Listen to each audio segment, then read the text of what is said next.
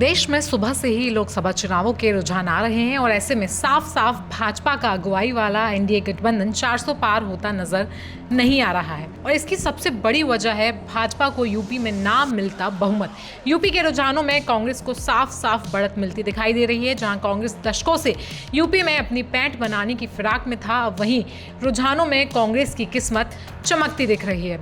अभी तक के आंकड़ों के मुताबिक समाजवादी पार्टी 35 सीटों से आगे चल रही है, जबकि बीजेपी 35 सीटों पर आगे है। सपा और बीजेपी के बीच कांटे की टक्कर है। और अब कांग्रेस पार्टी किन 7 सीटों पर आगे चल रही है उनकी बात कर लेते हैं। तो कांग्रेस सहारनपुर, अमरोहा, सीतापुर, रायबरेली, अमेठी, इलाहाबाद और बाराबंकी सीट पर इस समय आगे चल रही है।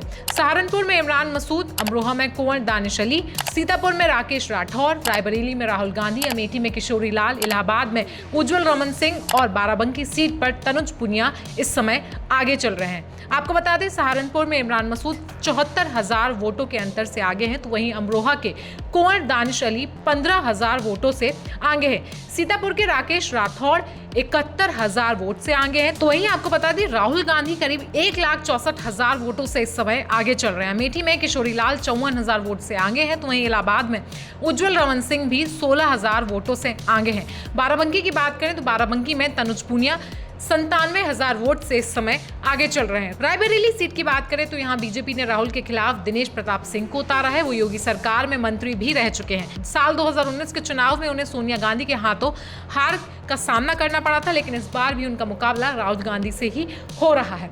ये साफ हो चुका है कि 80 सीटों वाले राज्य उत्तर प्रदेश में एनडीए गठबंधन अपने पिछले प्रदर्शन से कई ज्यादा दूर है। उत्तर प्रदेश में इस बार सपा और कांग्रेस ने गठबंधन के तहत चुनाव लड़ा था, जबकि एनडीए ने राष्ट्रीय लोक दल, सुबसपा, निषाद पार्टी और अपना दल के साथ चुनाव लड़ा था। 2019 के लोकसभा चुनाव में उत्तर प्रदेश में 64 सीटें जीतने वाला एनडीए गठबंधन इस बार हाफता हुआ दिखाई दे रहा है। चुनाव आयोग की ताजा जानकारी के मुताबिक सपा और भाजपा में इस समय कांटे की टक्कर है, तो वहीं कांग्रेस को 7 से 8 सीटों पर बढ़त मिलती हुई दिखाई दे रही है। पूरी ताकत लगाने के बाद भी बीजेपी और एनडीए गठबंधन पिछले चुनाव में किए गए अपने प्रदर्शन के आसपास भी आता नजर नहीं दिखाई दे रहा। अभी भी वोटों की गिनती जारी है और इस ऐसे में यूपी पर नजर रखना बहुत ही जरूरी हो जाता है, क्योंकि यूपी देश का सबसे बड़ा राज्य है और जहां पर भाजपा ने पिछली बार बहुत ही शानदार प्रदर्शन किया था और इस समय भाजपा ऐसा करती दिखाई नहीं दे रही है। और यूपी की राजनीति से ही कहते हैं कि दिल्ली का रास्ता होते हुए जाता है। अगर यूपी में एनडीए पिछड़ जाता है तो ये देखने वाली बात होगी कि